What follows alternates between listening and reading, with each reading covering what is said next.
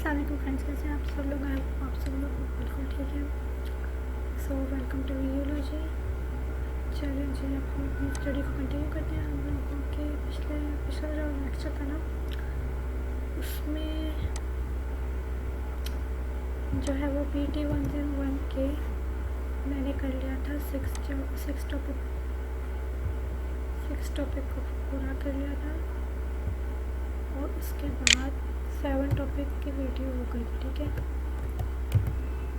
Video भी half हुई थी। ठीक है, तो इसमें हम पहले सारी वीडियो देखेंगे और उसके बाद फिर हम रीडिंग वीडियो से फिर वापस कंटिन्यू करेंगे। ठीक है,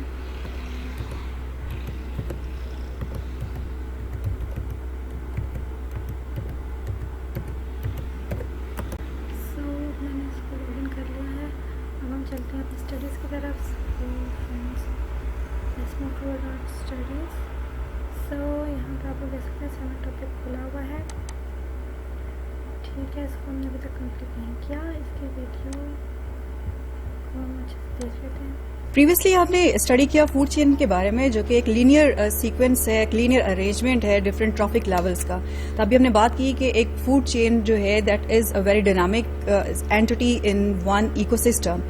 लेकिन किसी भी इकोसिस्टम में सिंगल 1, 2, 3 फूड चेन्स एग्जिस्ट नहीं कर रही होती हैं। Actually there are several food chains which are interconnected with each other and they are making a complex structure और a complex entity which is called as food web. Food web is more dynamic, is more complex in an ecosystem as compared to the food chains.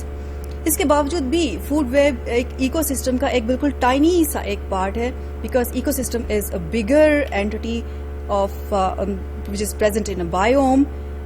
तो food web is only representing a small portion of that ecosystem. तो एक ecosystem is actually contains several food webs. एक classical example food web की that is on this image, और इस image में हम देख सकते हैं कि there are different species and this different species are interconnected with each other. Actually ये डिफरेंट फूड चेन्स हैं जो कि एक दूसरे के साथ इंटरेक्ट कर रही हैं. For example, this is example of one food chain. इस फूड चेन के अंदर there is a primary consumer which is corn, और इस फूड चेन का सीक्वेंस है कॉर्न से grasshopper and then frog and then snake which is python and then eagle. So this is one food chain. This is another food chain and it starts from the producers again, eaten by the butterflies and then dragonfly, thrushes eaten by the eagle. लेकिन अगर हम इसमें इसके अलावा भी यहाँ पे जो है वो 2 और 3 फूड चेन्स जो हैं वो और भी शो हुई हैं फूड वेब के अंदर. लेकिन अगर हम सिर्फ एक एपेक्स प्रेडेटर के ऊपर फोकस करें विच इज ईगल, तो eagle is eating multiple sources of food. ये सिर्फ थ्रश को ही नहीं खा रहा, बल्कि इसके अलावा it is eating frog, wolves, rats, python. So there are multiple sources of food which are available in the form of secondary consumers और द प्राइमरी कंज्यूमर्स. तो इस शक्ल में ये फूड वेब जो कि एक बहुत इंटरकनेक्टेड एक नेटवर्क बन गया है, और इसका बेनिफिट जो है वो ये नजर आ रहा है कि different species different feeding level के ऊपर एक से ज्यादा फूड सोर्सेज के ऊपर डिपेंड कर रही हैं. ये मल्टीपल सोर्सेज पे dependence that is actually the benefit of a food web, जो उस इकोसिस्टम को मेंटेन रखने में, सस्टेन रखने में हेल्प आउट करता है. फूड चेन की तरफ फूड वेब या रिमेनिंग जो से पहले भी हमने डिस्कस किए थे कि किसी भी इकोसिस्टम के जो अवेलेबल रिसोर्सेज हैं और कंज्यूमर हैं they are always controlled by a feedback loop. उसी तरह से ही फूड वेब को रेगुलेट रखने के लिए, इसके डिफरेंट सीक्वेंसेस और ट्रॉफिक लेवल पर पॉपुलेशन साइज को कंट्रोल में रखने के लिए एक सिस्टम काम कर रहा होता है, and that system is called as consumer resource system. ये सिस्टम डायरेक्टली और इनडायरेक्टली रिसोर्सेज और कंजप्शन के बीच में एक बैलेंस को मेंटेन करके रखता है. फॉर एग्जांपल, अगर हम इस एग्जांपल को फॉलो करें, यहाँ पर grasses are eaten by the primary consumer which is deer. Deer is eaten by secondary consumer which is lion. तो actually lion is indirectly controlling the population size of grasses. वो कैसे? जैसे कि lion is feeding on the deer. तो इसकी population को under control रखता है, और इसकी पॉपुलेशन को जब डियर की पॉपुलेशन अंडर कंट्रोल होती है या वो कंट्रोल से नीचे जाकर उसको कुछ रिड्यूस कर देता है ओवर प्रेडेशन की वजह से, तो उस प्रेडेशन की वजह से ग्रासेस की ओवर ग्रेजिंग रुक जाती है, या हम कह सकते हैं कि वो कंपैरेटिवली कम हो जाती है, और ग्रासेस को ये अपॉर्चुनिटी मिल जाती है कि वो ग्रो कर सकें और अपनी प्रोडक्टिविटी को इनहेंस कर सकें, बिकॉज उन पर फीड करने वाला प्राइमरी प्रोड्यूसर, उसका number, population size, number of individuals कम होता जा रहा है by the activity of lion. So lion is indirectly enhancing productivity of primary producer. Similarly deer की पॉपुलेशन डायरेक्टली लाइन की पॉपुलेशन को रेगुलेट कर रही है. जितने ज्यादा साइज होगा, पॉपुलेशन साइज डियर का ज्यादा अवेलेबल होगा उस इकोसिस्टम में, उस हैबिटेट में, तो वहां पे अल्टीमेटली प्रेडेटर का पॉपुलेशन साइज जो है वो इंक्रीज करना शुरू कर देता है. That is a direct effect of two trophic levels on each other.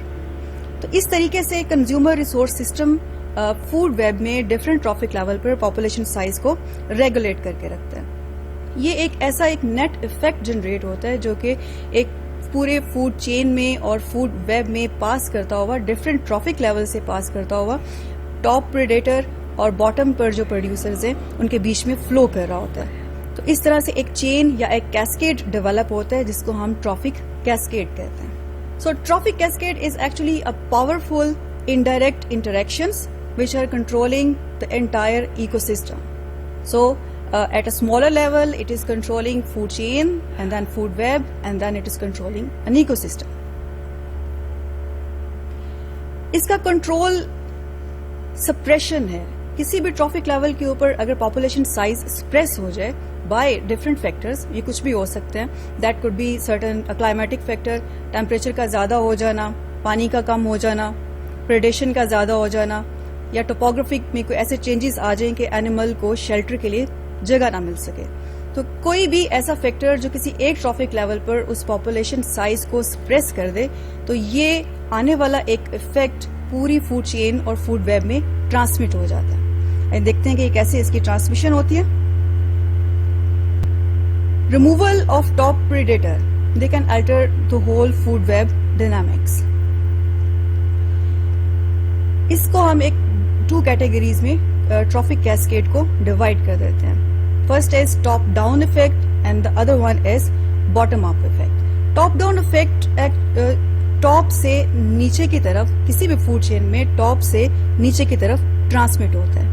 जैसे कि अभी हमने कहा कि इसमें जो ट्रॉफिक कैस्केड्स हैं वहां पे टॉप प्रेडेटर को अगर आप रिमूव कर दें तो आपकी पूरी फूड चेन और फूड वेब जो है उससे अफेक्ट होगा. So for example apex predator की रिमूवल का रिजल्ट जो है वो टॉप से लेकर बॉटम तक, प्राइमरी प्रोड्यूसर तक ट्रांसमिट होता है. Bottom up effect is opposite to the top up effect. So bottom up effect में जो फ्लो होगा उस कंट्रोल का, उस रेगुलेशन का, वो ट्रांसमिट होगा from the bottom to upward. तो वो प्रोड्यूसर से एपेक्स प्रेडेटर की तरफ ट्रांसमिट होता है. This is the one example कि टॉप डाउन इफेक्ट में दिस इज वन इकोसिस्टम. इस इकोसिस्टम के डिफरेंट ट्रॉफिक लेवल्स हैं. The first trophic level is a producer, primary producer in a form of algae. Algae is eaten by primary consumer, herbivorous insects, and these herbivorous insects are eaten by secondary consumer which is damselfly nymphs. तो in case कि अगर damselfly nymph का predator available ना हो उस ecosystem में, या वो प्रेजेंट नहीं है, which is in this example is the fish. So if there is no fish in that ecosystem, in that case damselfly nymph की population increase कर जाती है. जब इसकी पॉपुलेशन इंक्रीज करती है तो वो रिसोर्सेज जिनके ऊपर डैमसेलफ्लाई निम्फ्स डिपेंड कर रहे हैं वो डिक्रीज कर जाएंगे. तो उनका पॉपुलेशन साइज, हर्बीवोरस इंसेक्ट का पॉपुलेशन साइज रिड्यूस हो जाता है. इनका साइज रिड्यूस होने से जिस ट्रॉफिक लेवल पर ये फीड कर रहे हैं, which is algae, they would get a chance to grow further. So here we could see के हर्बीवोरस इंसेक्ट का पॉपुलेशन साइज कम होने की वजह से एल्गी का पॉपुलेशन साइज इनहेंस कर जाती है. लेकिन अगर इसी इकोसिस्टम में हम टॉप पर एक प्रेडेटर ऐड कर दें, तो in this example if a fish is added in that ecosystem, it will start feeding on damselfly nymphs. Secondary consumer का पॉपुलेशन साइज रिड्यूस होने की वजह से प्राइमरी कंज्यूमर को पॉपुलेशन साइज इंक्रीज होने का चांस मिल जाता है। तो in that case herbivorous insect population size would increase. जब ये इंक्रीज करेंगे तो obviously they have to feed on algae और उसके रिजल्ट में एल्गी की पॉपुलेशन डिक्रीज कर जाती है। तो ये एक ऐसा इफेक्ट है जो कि फिश से सेकेंडरी कंज्यूमर, प्राइमरी कंज्यूमर और फिर प्रोड्यूसर्स तक ट्रांसफर होता है। तो इस टाइप के कैस्केड को, ट्रॉफिक कैस्केड इफेक्ट को टॉप बॉटम इफेक्ट कहते हैं। सेकेंड कैटेगरी जो कि बॉटम अप इफेक्ट है, इसमें ट्रॉफिक कैस्केड बॉटम से शुरू होगा और टॉप लेवल तक ट्रांसमिट होता है। फॉर एग्जाम्पल यहाँ पर बॉटम पे जो प्रोड्यूसर है, which is a primary producer, these are diatoms जो कि एक एल्गी की एक फॉर्म है।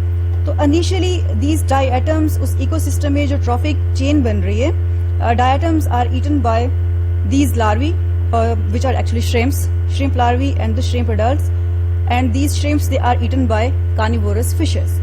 So we have 3 trophic levels: producer, primary consumer, secondary consumer.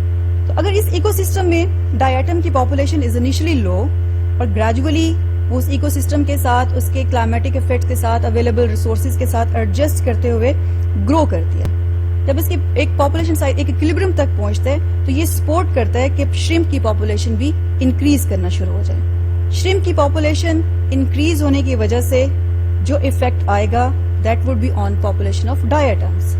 जैसे जैसे श्रिम्प की पॉपुलेशन इंक्रीज करी है, डायटम की पॉपुलेशन कंपैरेटिवली स्टेबल हो जाती है। बजाय इसके कि वो इंक्रीज करती, वो स्टेबल होना शुरू हो जाएगी because shrimps are utilising these diatoms as their food. तो उसके साथ साथ क्योंकि श्रिम्प की पॉपुलेशन इंक्रीज करी है, एट सेम स्टेज श्रिम्प का जो प्रेडेटर होगा उसकी पॉपुलेशन साइज भी इंक्रीज होना शुरू हो जाएगा। तो इस तरह से एक इफेक्ट जनरेट होना शुरू हो गया from bottom to the up, जो कि एपेक्स प्रेडेटर है इस एग्जाम्पल के अंदर। जैसे जैसे फिशेस का साइज, पॉपुलेशन साइज इंक्रीज करता है, they feed more on shrimps और श्रिम्प की पॉपुलेशन जो होगी वो स्टेबल हो जाती है और कर्व जो है वो कंपैरेटिवली स्टेबल नजर आना शुरू हो जाता है। श्रिम्प की population because it is being utilised by the carnivorous fishes, तो उनकी पॉपुलेशन साइज कम होने की वजह से या स्टेबल होने की वजह से नीचे डायटम्स की पॉपुलेशन को ये अपॉर्चुनिटी मिल जाती है कि उनका पॉपुलेशन साइज इंक्रीज हो जाए। इस तरह से बॉटम पर मौजूद स्पीशीज और the primary producer they can transmit और they can regulate those trophic levels which are present above them, जैसे कि प्राइमरी कंज्यूमर और सेकेंडरी कंज्यूमर। तो इस इफेक्ट को जो कि बॉटम से एपेक्स प्रेडेटर तक ट्रांसमिट होता है, this is called as bottom up effect. Trophic cascades different groups पे, उस इकोसिस्टम में मौजूद जो इंडिविजुअल्स के ग्रुप्स हैं वहां से इनका इफेक्ट ट्रांसमिट होना शुरू हो जाता है। फॉर एग्जांपल हम इनको 2 ग्रुप्स में डिवाइड कर सकते हैं। फर्स्ट ग्रुप में जिसमें कि स्पीशी लेवल कैस्केड है, यहाँ पर जो इफेक्ट की ट्रांसमिशन होगी वो स्पीशीज की पॉपुलेशन में आने वाले किसी भी चेंजेस की वजह से होती है। फॉर एग्जाम्पल एक स्पीशी का एक population which is present in that habitat, it is suppressed by any climatic factor, it is suppressed bye a biological factor, तो ये उस पूरी फूड वेब को इफेक्ट करता है। तो स्पीशी लेवल पे आने वाले चेंजेस कम्युनिटी को अफेक्ट करेंगे और कम्युनिटी जो है वो पूरे इकोसिस्टम में मौजूद सारे फूड वेब्स में एक इफेक्ट जो होगा उसको ट्रांसमिट कर देती है। तो यूं किसी एक भी लेवल पर, एक ट्रॉफिक लेवल पर भी अगर सप्रेशन आती है तो उससे बैलेंस जो होगा ट्रॉफिक लेवल्स का, या ट्रॉफिक कैस्केड जो होगी वो ट्रांसमिट होना शुरू होती है और वो एक्सटेंड होते होते उस पूरे फूड वेब में ट्रांसमिट हो जाती है। तो सिमिलरली इन दिस वे एक ecosystem it tries it best कि वो अपने रिसोर्सेज को और अपने कंजप्शन को वो बैलेंस रखे, पॉपुलेशन साइज को बैलेंस रखा जाता है और इस तरह से एक डिवाइन प्रिंसिपल्स को फॉलो करते हुए, इकोलॉजिकल प्रिंसिपल्स को फॉलो करते हुए एक बैलेंस मेंटेन रहेगा और ट्रॉफिक कैस्केड्स का नेगेटिव इम्पैक्ट को रिड्यूस कर एक रिकवरी की फेज में चला जाएगा।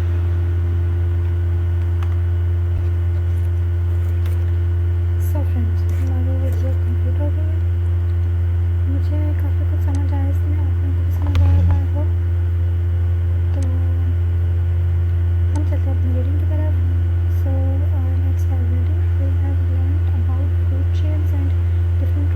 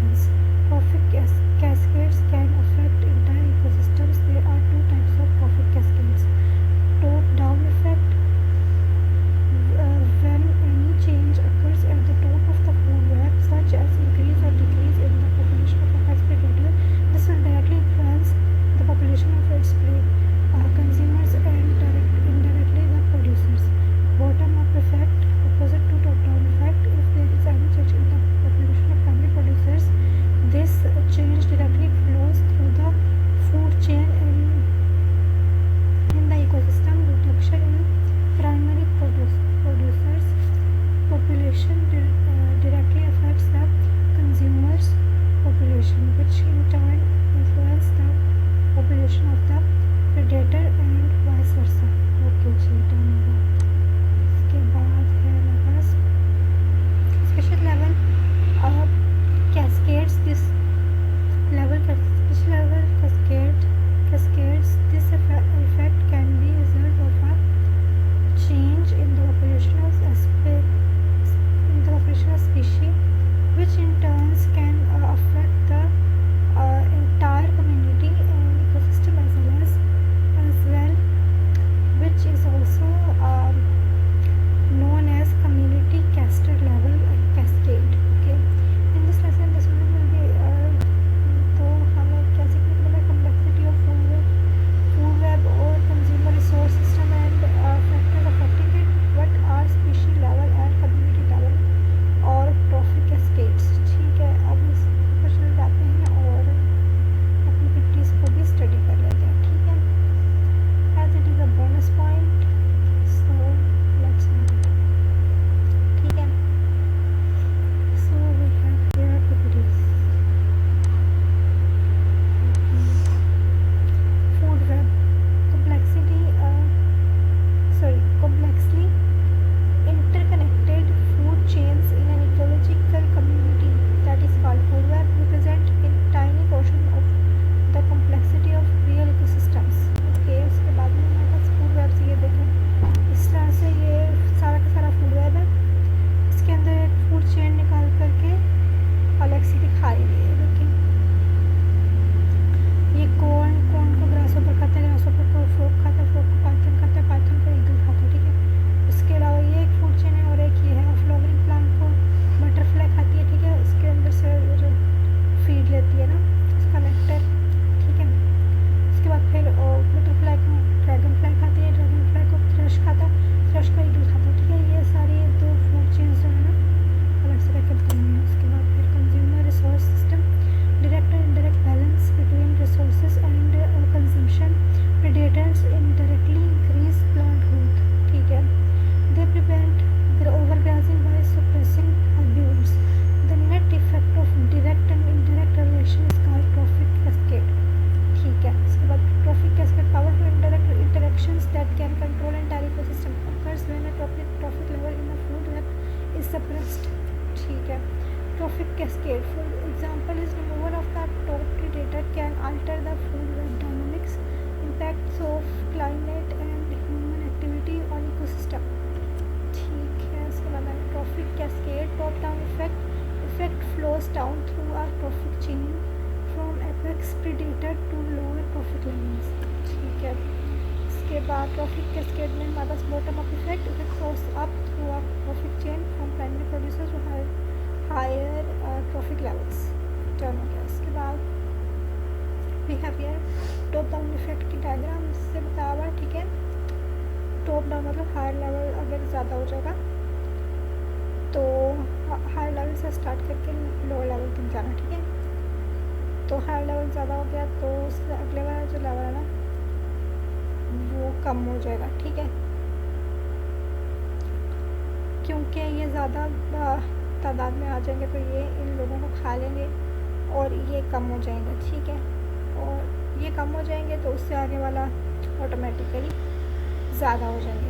जिनके ऊपर ये फीड करे थे वो कम हो गए ना, अब उनकी ज़रूरत भी कम है तो इसलिए वो ज़्यादा हो जाएंगे। उसके बाद हम आगे चलते हैं।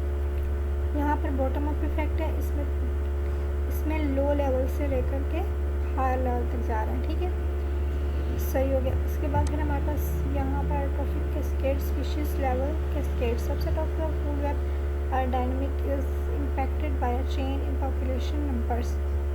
अच्छा, उसके बाद community level cascades, change in population numbers has a dramatic effect on the entire food web, for example distribution of plant biomass. ठीक है जनाब, काफ़ी बेहतरीन तौर पर समझ आ गए। तो होप आप लोगों को समझ आया होगा। चल लेते हैं हम लोग अपने पोस्ट असेसमेंट की तरफ। पोस्ट असेसमेंट जो है जनाब देखते हैं क्या था। फिर जैसे हमारे साथ एग्जाम्पल्स ऑफ ग्रेनिवर्स। यस, हमने ये कितनी बार किया? एल्जीवर्स फीड ऑन एल्जी।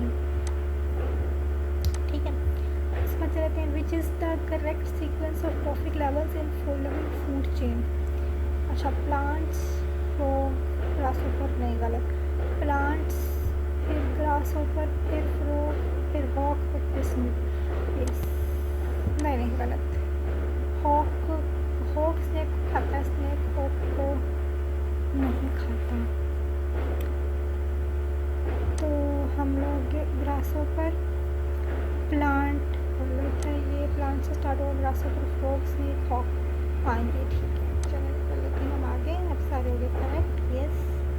अब इसको कर देते हैं क्रॉस, और अब यहाँ तक हमारा ये 7 लेक्चर कंप्लीट है। अब चले जाते हैं नेक्स्ट लेक्चर की तरफ। अपना नेक्स्ट लेक्चर है, इसके प्री असेसमेंट कर लेते, पहले स्टार्ट क्विज कर लेते हैं। Which is not true about photosynthesis. ये फोटोसिंथेसिस के बारे में क्या, glucose is formed as a by product, ये फोटोसिंथेसिस में करेक्ट नहीं है, गलत है। चलते हैं हम आगे। Feeding strategy in which organisms feed on pollens, हाँ पैलिनिवर्स, ठीक है। इसके बाद फिर हम आगे चले गए। तो फीडिंग स्ट्रेटजी ऑफ टर्माइट्स, ये है जाइलोफेजेस, ठीक है, वुड ईटर्स होते हैं ना टर्माइट्स। उसके बाद विच is not true for a biome, comprises of a single species, ये बायोम के लिए ट्रू नहीं है। ऑल करेक्ट, ये चले गए आगे। अब हमारे पास वीडियो है, इसे अच्छे से सुन लेते हैं। प्रीवियसली अभी हमने फूड वेब को स्टडी किया है, फूड चेन को स्टडी किया है। तो फूड वेब और food chain actually these are the sequences जिसमें कि एक फूड एनर्जी एक लेवल से दूसरे लेवल में ट्रांसमिट हो रही है। ये food energy is transferring in a form of biomass.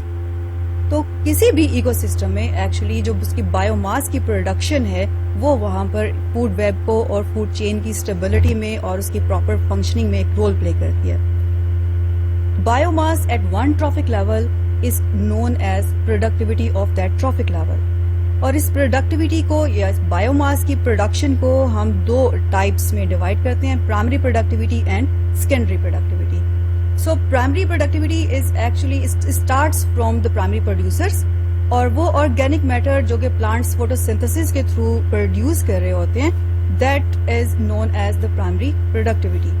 Vascular plants इसमें सबसे बड़ा एक रोल प्ले करते हैं। इसके अलावा non vascular plants, for example algae, mosses, liverworts, they are also doing photosynthesis, they are also adding biomass in aquatic ecosystem and to a certain extent in terrestrial or near the moisture that ecosystem. So in that way primary productivity is actually affected by the different factors.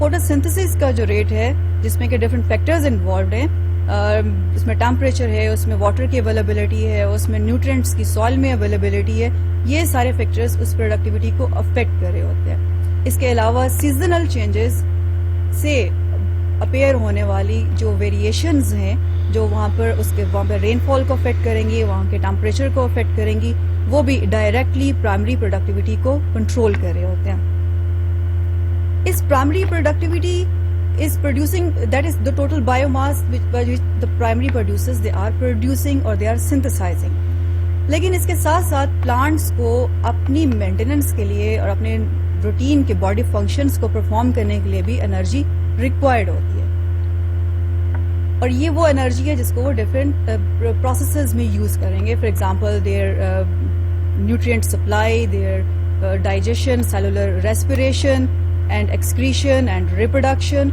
All these processes they need energy, और ये energy उसी primary productivity से minus होकर plants खुद consume कर लेते हैं। तो इन दैट केस वो सारी एनर्जी जिसको कि प्लांट्स अपने बॉडी फंक्शंस के लिए यूज कर रहे हैं, उससे पहले जितनी भी ग्रॉस प्रोडक्शन होती है, that gross production is called as gross primary productivity. So we could say कि gross primary productivity is that mass of organic matter जिनको प्लांट्स ने सिंथेसाइज किया है, लेकिन अभी उसका एक पोर्शन या उसका एक मेजर पोर्शन अपनी बॉडी फंक्शंस को और अपने होम्योस्टैटिक फंक्शन को ऑपरेशनल रखने के लिए इस्तेमाल नहीं किया।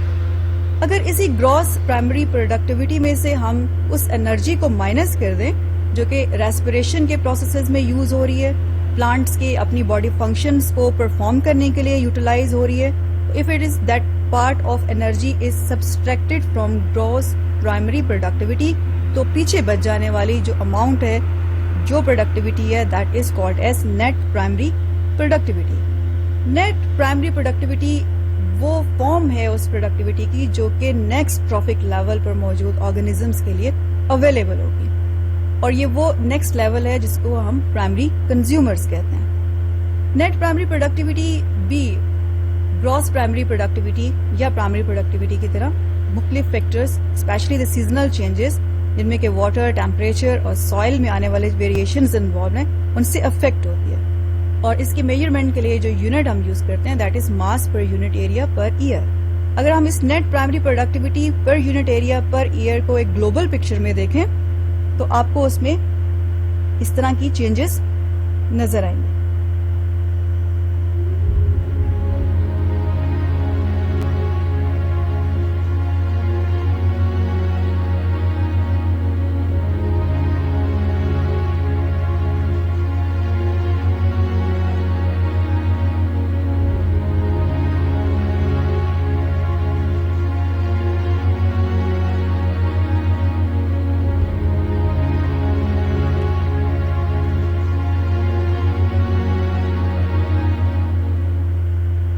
Second type is secondary productivity. Primary productivity वो टोटल बायोमास है, या नेट प्राइमरी प्रोडक्टिविटी वो बायोमास है जिसको कि प्लांट्स खुद प्रोड्यूस करते हैं और वो उसमें से अपनी मेंटेनेंस के लिए जितनी भी एनर्जी रिक्वायर्ड है उसको यूटिलाइज करते हैं। Remaining energy is available for primary consumers, और इस एनर्जी को यूटिलाइज करेंगे primary consumers as a food source, और उससे वो अपनी फूड या अपनी जो बॉडी फंक्शंस हैं उनको मेंटेन करके ऑर्गेनिक मॉलिक्यूल्स की प्रोडक्शन करते हैं, which is actually involved in the growth of that organism. तो वो सारा मटेरियल जो कि प्राइमरी कंज्यूमर, प्राइमरी प्रोड्यूसर्स को एज अ फूड यूटिलाइज करके अपनी ग्रोथ में, अपने मसल डेवलपमेंट में, फ्लैश की फॉर्मेशन के लिए इस्तेमाल कर रहे हैं, ये वो प्रोडक्टिविटी की वो टाइप है जिसको कि हम सेकेंडरी प्रोडक्टिविटी कहते हैं। अब वो सारी एनर्जी जो कि प्लांट सोर्सेज को या प्राइमरी प्रोड्यूसर्स को प्राइमरी प्रोडक्टिविटी को यूटिलाइज करके सेकेंडरी प्रोडक्टिविटी जनरेट हुई है, इसमें से भी एक पोर्शन एनिमल्स या कंज्यूमर्स अपनी मेंटेनेंस और बॉडी फंक्शंस के लिए इस्तेमाल करते हैं। और ये फंक्शंस भी वही हैं, डाइजेशन, रेस्पिरेशन, एक्सक्रीशन, रिप्रोडक्शन, इन सारे प्रोसेसेस के लिए एनर्जी एनिमल्स खुद ऑर्गेनिक मॉलिक्यूल्स के फॉर्म में प्रिपेयर करते हैं by using that raw material they are obtaining from the plant sources. तो हर ट्रॉफिक लेवल के ऊपर उस एनर्जी को जो कि अवेलेबल होगी अब नेक्स्ट ट्रॉफिक लेवल के लिए, तो उस में एक क्लियर कट डिक्लाइन या एक एक्सपोनेंशियल डिक्लाइन अपीयर होता है, and that after that exponential decline जितनी भी एक प्रोडक्टिविटी रिमेनिंग रह जाती है वो नेक्स्ट ट्रॉफिक लेवल के लिए अवेलेबल होती है। सो this is primary productivity and secondary productivity.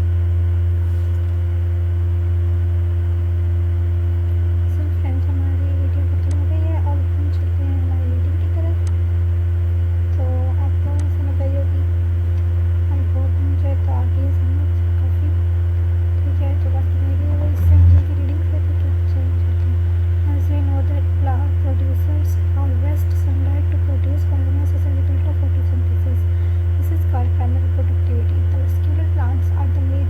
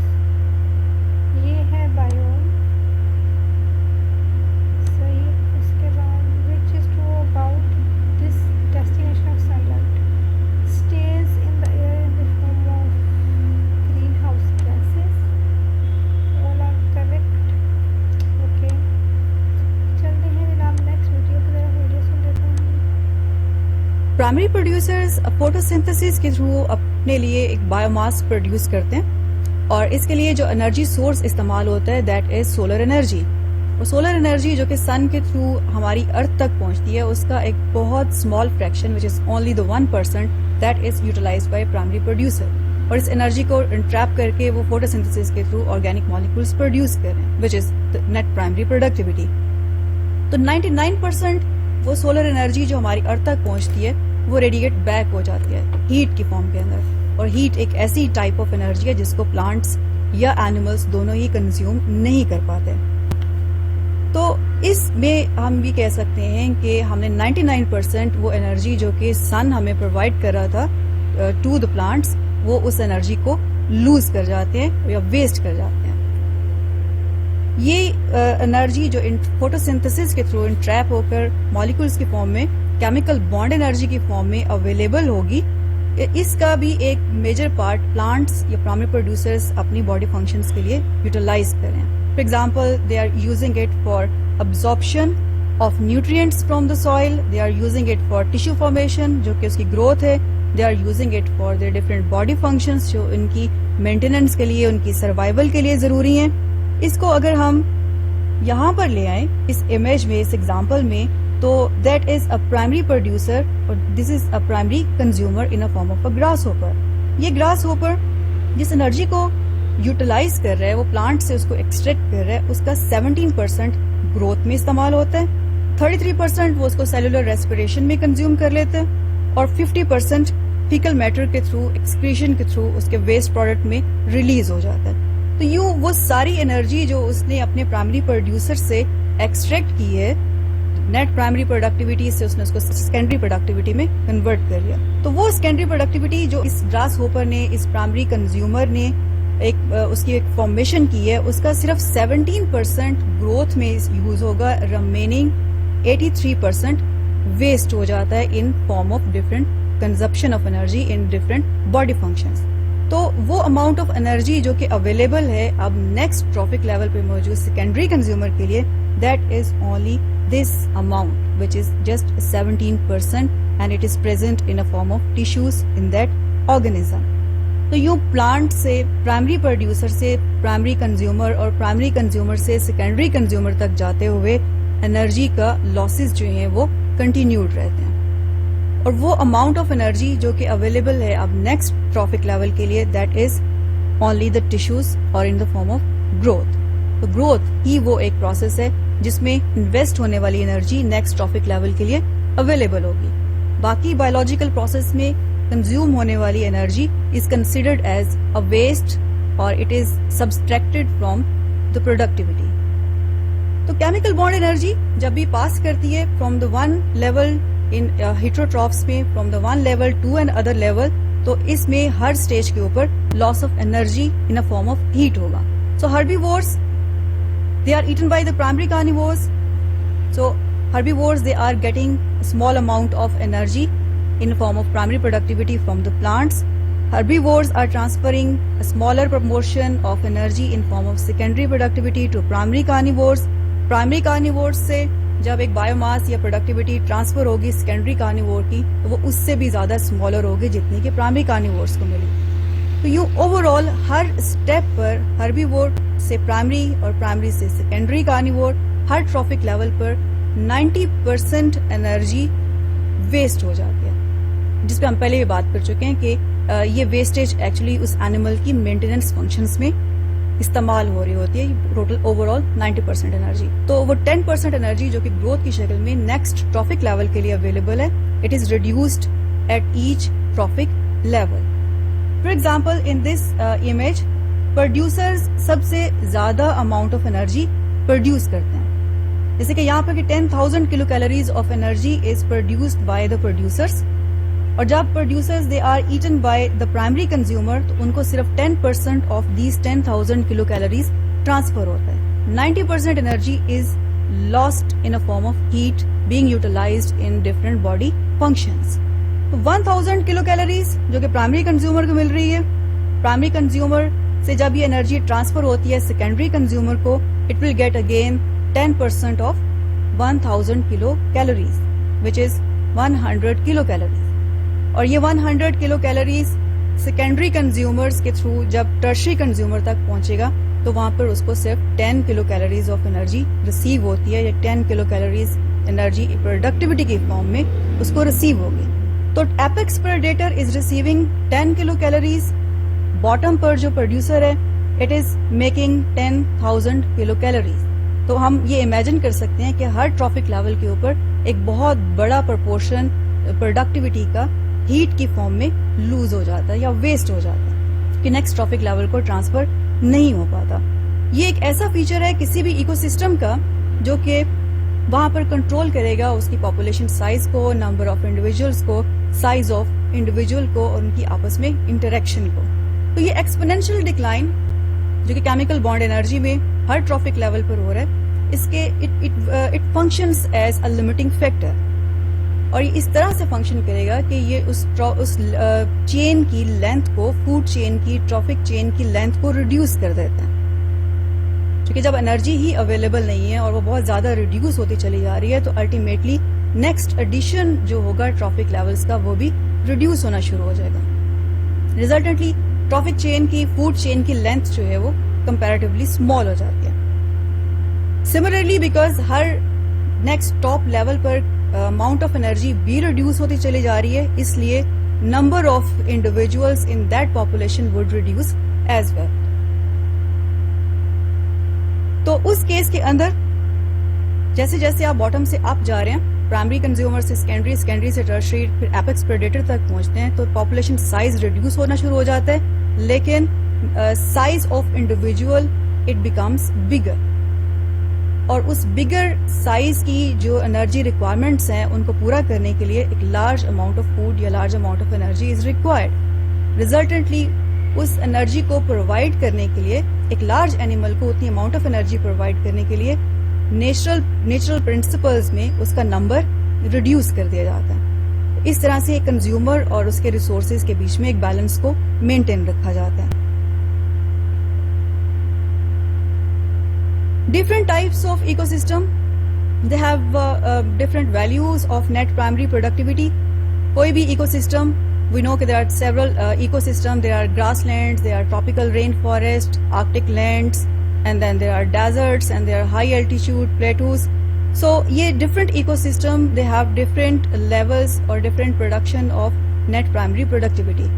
Because climatic factors in सारे इकोसिस्टम के अंदर वेरी कर रहे होते हैं, और कहीं पर ये उसको सपोर्ट कर रहे हैं और कहीं पर ये उसके अगेंस्ट जा रहे होते हैं। फॉर एग्जांपल वेटलैंड्स और ट्रॉपिकल रेन फॉरेस्ट में primary productivity, net primary productivity की value is 2000 gram per metre square per year, because this area is richly provided by water, very good soil and nutrients, इसलिए यहाँ पर plantation या plant और primary productivity की value जो होगी वो हायर है, और ultimately higher primary productivity, higher the value is net primary productivity. Temperate forest are also supportive, यहाँ पर इसकी वैल्यू 12,000 से लेकर 13,000 ग्राम per metre square per year तक रिकॉर्ड की गई है। सवानाज में नेट प्राइमरी प्रोडक्टिविटी बिकम्स लो, और ये 900 ग्राम per metre square per year तक है। डेजर्ट्स जैसे कि हम सब जानते हैं कि वहां पर क्लाइमेट और physical factors, abiotic factors are not really supportive, तो वहां पर एक एक्सपोनेंशियल डिक्लाइन है, and the net primary productivity is recorded as 90 gram per metre square per year. ये एक वेरिएशन जो इन डिफरेंट इकोसिस्टम की नेट प्राइमरी प्रोडक्टिविटी में आ रही है, ये उसको कंट्रोल करती है कि वहां पर कितनी डाइवर्सिटी होगी स्पीशीज के बीच में और कितनी पॉपुलेशन साइज है, because more the net primary productivity, more resources are available for those species which are present in a food chain, which are performing in a food web. जितने ज्यादा resources available हैं उतना ज्यादा population size increase होगा, और population size के increase से further उसकी top तक एक effect जो होगा जिसका भी हमने trophic cascade किया, that trophic cascade effect that would be transmitted, or that would be helpful in making that ecosystem very rich both in biodiversity and biomass. So friends, हमारे इस टॉपिक की वीडियो भी एंड हो चुकी है, तो I hope आप लोगों को काफ़ी कुछ समझ आएगा। मुझे काफ़ी कुछ समझ आया। आप चलते हैं अपनी रीडिंग की तरफ। हमारा टॉपिक नंबर है, topic number 9, how trophic levels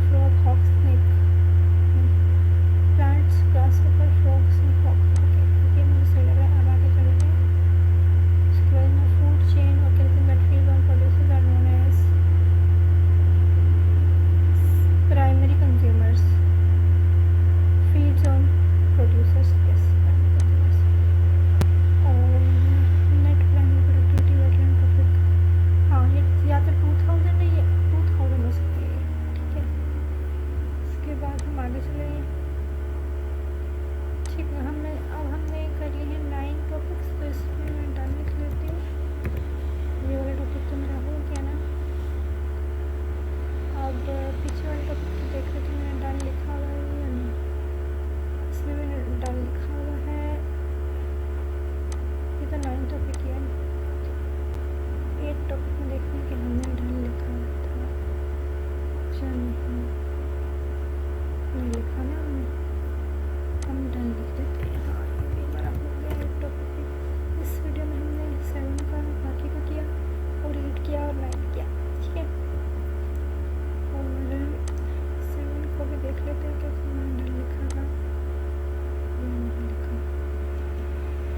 ठीक है, नहीं लिखा हुआ तो मैं लिखती हूँ डन 7 और ये हो गया काम मेरा। उसके बाद फिर हम चल लेते हैं टॉपिक नंबर 10 की तरफ।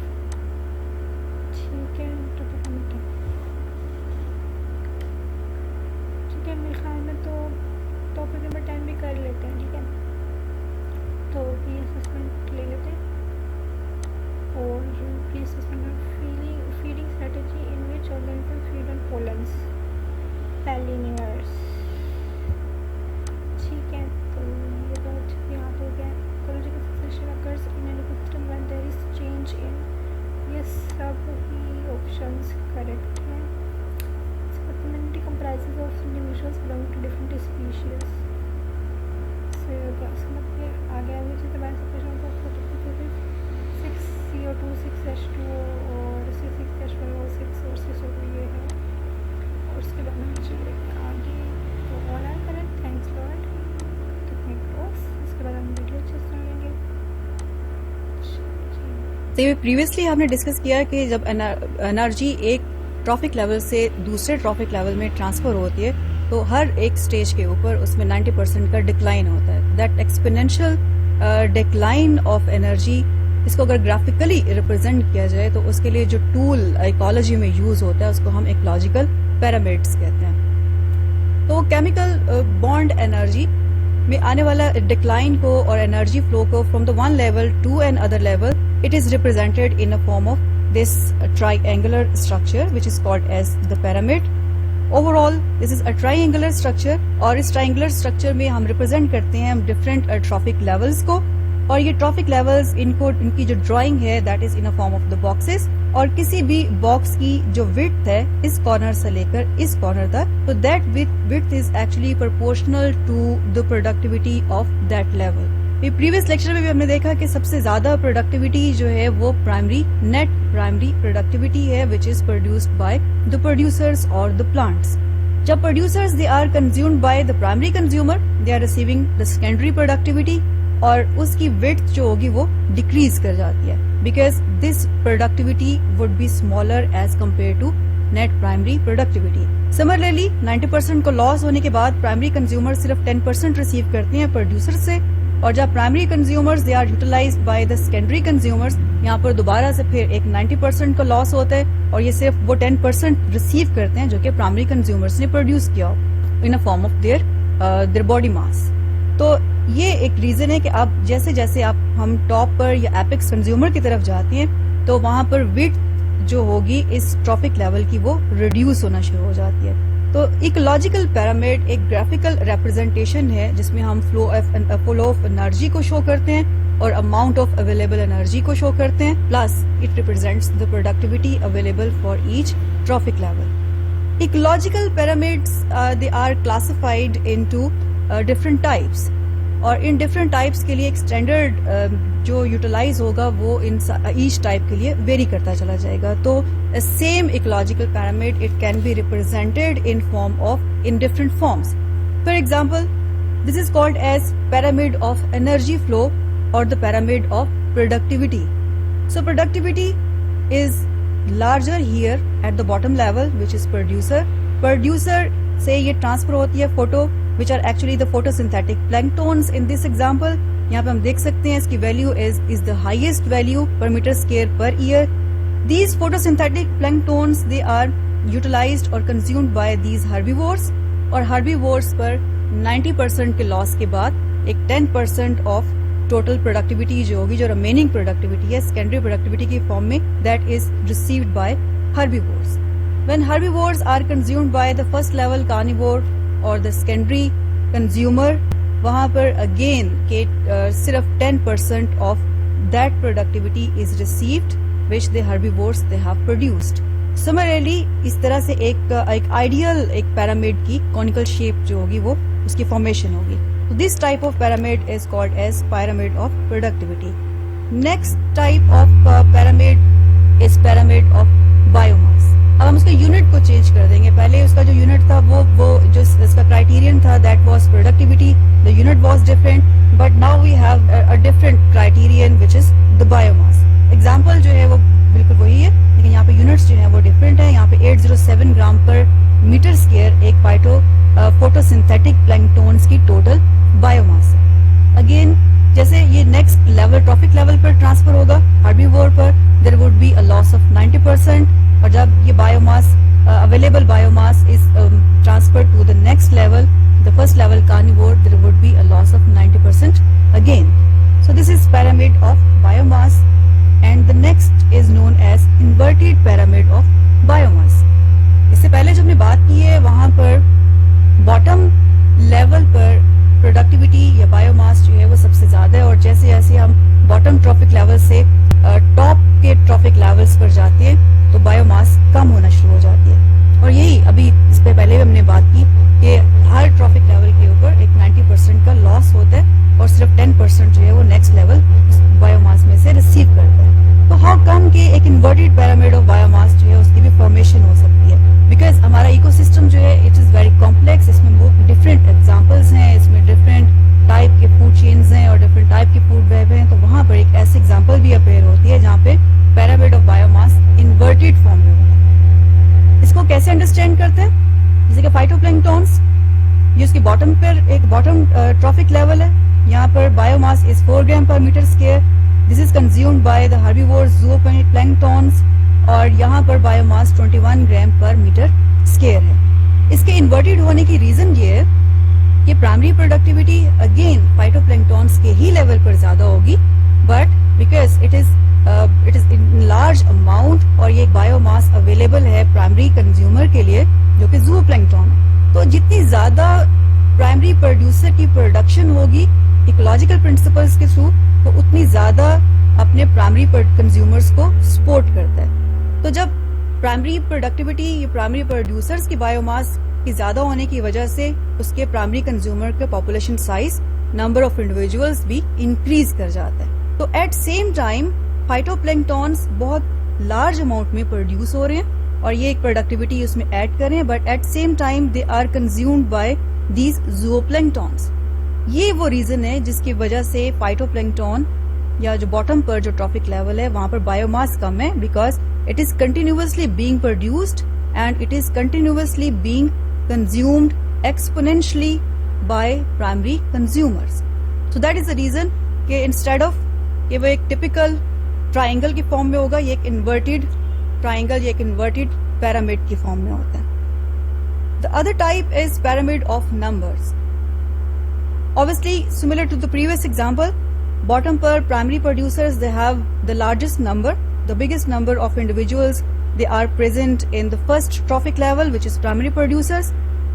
When these primary producers, they are consumed by the herbivores, the primary consumers, they are getting only 10% energy from the primary producers. और उस 10% of energy से 10% of productivity से वो एक बड़ी population को support नहीं कर पाते. Resultantly they prefer quality instead of quantity.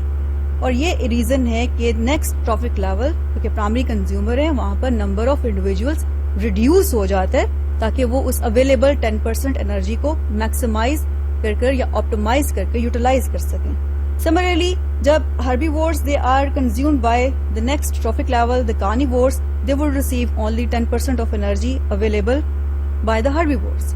और वो भी इस 10% ऑफ एनर्जी में एक बहुत लार्ज नंबर ऑफ इंडिविजुअल्स को सपोर्ट नहीं कर पाते. So they reduce the population size and they increase the body size of those organisms which are present at that trophic level. तो इस तरह से एक पिरामिड डेवलप होगा which is similar to the previous pyramids, pyramid of productivity, pyramid of biomass, and it is in this form, which is a standardized form. So friends, हमारी video complete हो चुकी है. अब हम चलते हैं अपनी रीडिंग की तरफ. As you all know that the energy of the twin trophic levels is often represented as pyramids. In these pyramids, each trophic level's net primary productivity or biomass generation or organism population are represented as different sized boxes stacked on each other. Okay, the width of each box is proportional to the productivity or population levels of the respective trophic level. Okay, in this lesson we will be able to learn. In this lesson, the students will learn about, or we will learn about, what are ecological pyramids. सही हो गया. Difference between pyramids of energy flow or biomass or population. Okay, हम चलेंगे अपनी fifteen की तरफ. और bonus point, yes, करेंगे ओपन. और अब हम कर लेते हैं flow of energy and decline of chemical bond energy is represented by pyramids. ठीक है, उसके बाद आगे flow of energy and decline of chemical bond energy is represented by pyramids. ये है हमारे पास एक पिरामिड. ठीक है, trophic levels are boxes stacked on top of each other. ठीक है, producer primary consumer, secondary consumer, फिर tertiary consumer with width of box is proportional to productivity of that level. ठीक है, इसके बाद the pyramid of energy flow productivity.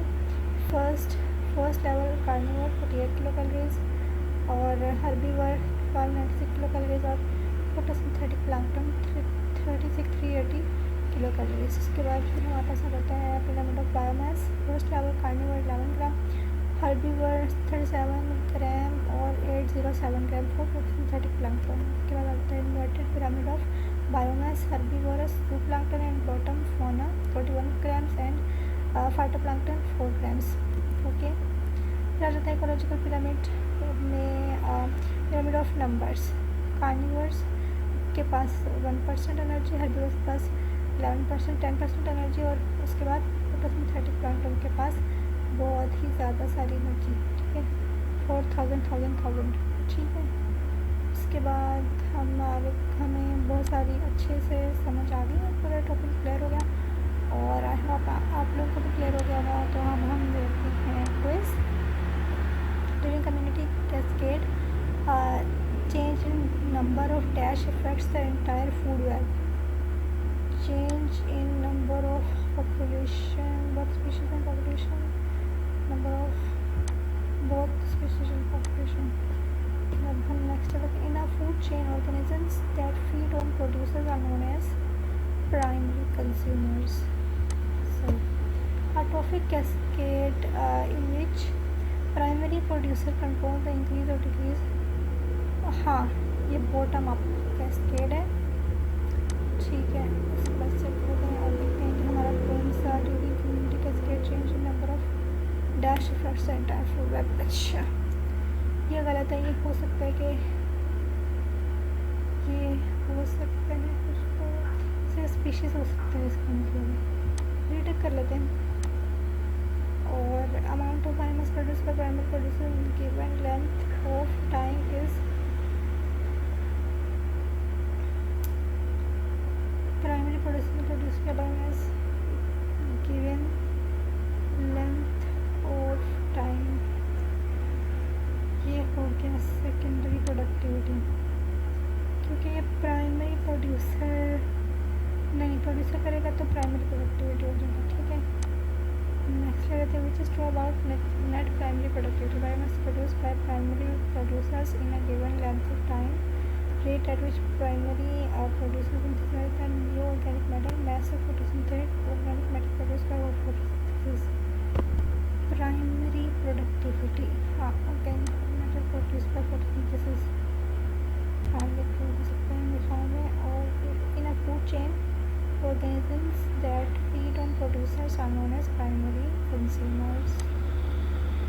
So we देखते हैं क्या गलत है. Which is true about net productivity.